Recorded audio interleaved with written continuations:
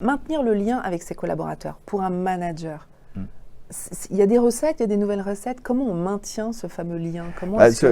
Alors, si on est à l'ère vraiment du télétravail à 100%, c'est de prévoir des rituels quelque part, des rituels réguliers. Il faut toujours poser la question, est-ce que tu vas bien? Comment vas-tu aujourd'hui?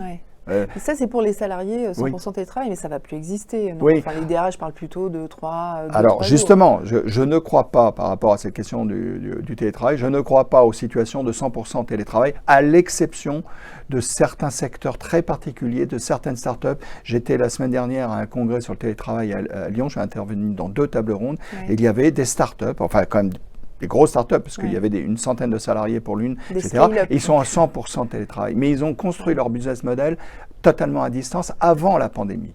Alors j'ai dit aux dirigeants, il n'y a pas de problème, sauf qu'il y a un moment, quand on vieillit dans l'entreprise, je crois qu'il faut garder du lien. Alors par rapport à votre question, je crois que ce que doivent faire les managers dans cette ère post-Covid, qu'on parle d'hybride, je veux dire, c'est de trouver des temps de présentiel où il se passe des choses. Il ne faut pas que le présentiel soit comme avant.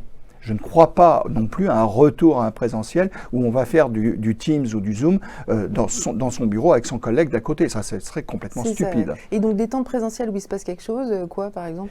Par exemple, des temps de création, des temps d'échange sur des sujets, sur des projets.